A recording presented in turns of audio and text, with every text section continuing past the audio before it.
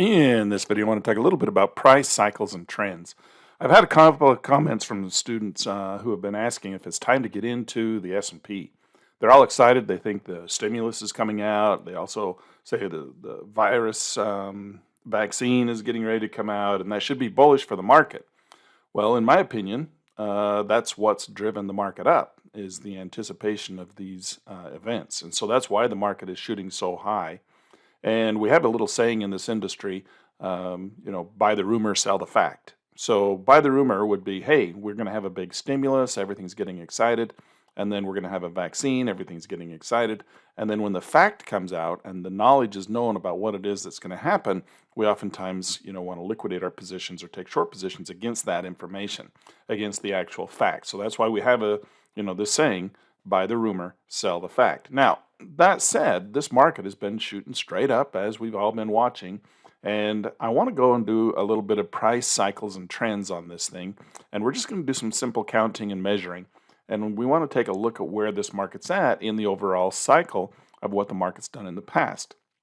So again, let's come in here and I'm just going to measure from this low point here to where it's currently trading. Okay, that's 29 actual bars, 40 actual days.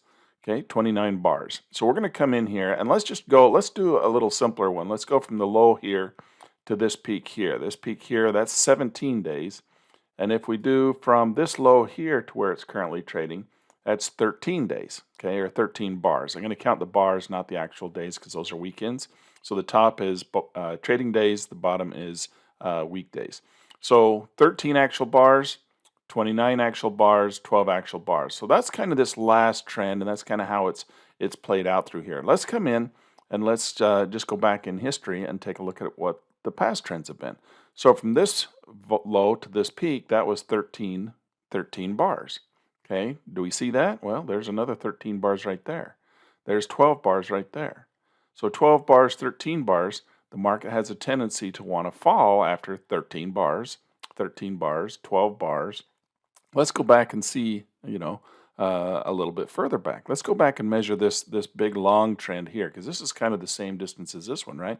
So if we go back from, the low that's in here somewhere, right in here, I'm going to take this low all the way up to the very peak. All right, so that's 29 bars. Now, look at that, 29 bars to this one here, 29 bars. We're at the exact count of this big long move right in here, 29 bars, 29 bars. So let's go in and do a little bit shorter run. Let's come in here, and we're going to grab our bar in here, and let's just do to this peak right in here.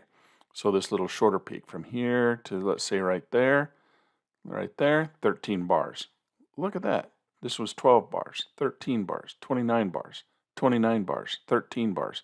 Well, let's go from this valley, this low point here to this peak right up in here. And that one there was 10 bars, okay, 10 bars. If we go to the big drop bar, of course, that's 11 bars, but we don't want to go to the drop bar. So right in here to this bar, to this low, 10 bars. So that's pretty interesting, isn't it? 13 bars, 29 bars, 10 bars, 12 bars, 29 bars, 13 bars. Okay, let's go back and do a little bit further back. Let's come back here, and let's just go from this low. This is kind of a tough one right in here to measure exactly, but let's go from this. Start off with this first low here, and go to this one. That's 19 bars. Okay, if we go the whole distance, let's go from this one here, this low here, all the way to this peak here. That's 29 bars. 29 bars. 29 bars. Where are we at? 29 bars. Now, does that mean it's going to fall tomorrow?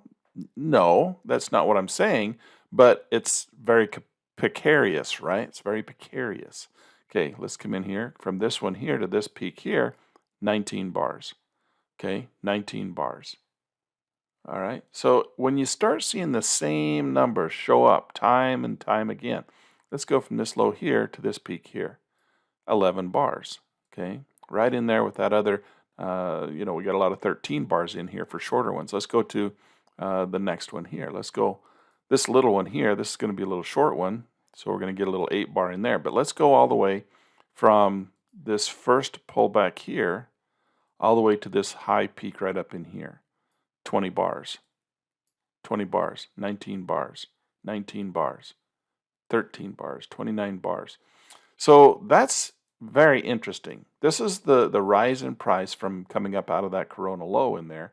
And we seem to have a tendency to want to go through these same 19 bars, 11 bars, 10 bars, 19 bars, 29 bars. When we get a long run, it's 29 to 30 bars, right? When we get a shorter run, the shorter ABC pattern in there, it's the half of that, which is, we're getting in here 19 bars, a little small one here of 8 bars, 19 bars, 11 bars, 13 bars, 10 bars, 13 bars. So where are we at right now? Well, we're seeing this same pattern in here where we've got the 17 bars, 13 bars, and the overall longer term 29 bars.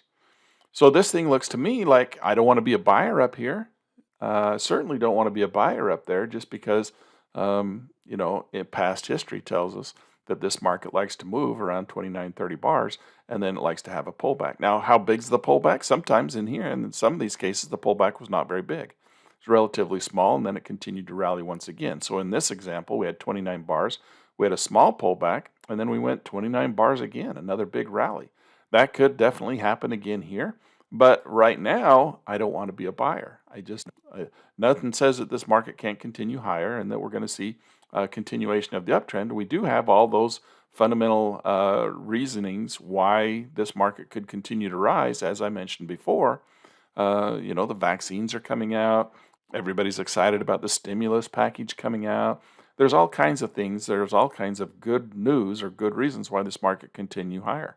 But statistically speaking, technically speaking, along the technical lines of what's going on, we are in for a correction in here. If you notice down here in the bottom, we got stochastics, which is reaching way up here in the overbought region, which generally is a signal that this market's going to want to fall a little bit, even if it doesn't fall all the way down and stochastics come clear down, tanking down into the very bottom region, even if it just comes back a little bit and we get a smaller pullback like we saw back here earlier, that's still the possibility. We've also got momentum. If you notice, momentum is giving us strong divergence here. Now, if we come in and look, we're getting higher highs in the market, right? And we're getting lower highs in the momentum indicator, which tells us this trend is losing steam. So we have a higher high on the momentum and a lower high on the momentum, and we have a higher high in the market and a higher high in the market. So this is divergence. So we're getting divergence in the indicator, and that's a strong signal that we're losing our strength of this upward trend and a correction is due. So anytime if you go back in history and you look for that and you see these divergent points between momentum and the market, we generally see a downtrend. That's why I always have momentum on my screen. You'll notice that when you look at my charts, I have stochastics and I have momentum. Those are my two favorites, simply because mostly what I'm trading is the overlays, the bulls and bears, right? The crossovers of the blue lights, the color coding, the breaking of the Fibonacci and the Elliott Wave patterns. But for the oscillating indicators, I like to look at stochastics to see when we're way up in the overbought region, way down in the lower region, the oversold region, and then I like to look for the divergence between the momentum indicator and the market itself. And we're getting some very strong divergence. This just tells me I do not want to be a buyer here. Doesn't mean the market can't continue higher a little bit. It certainly can, just because in the past these have been the numbers that we've been looking at. The market can certainly do whatever it wants, right? But scientifically speaking, doing our swag, this is telling us that we should see a correction in here coming in soon.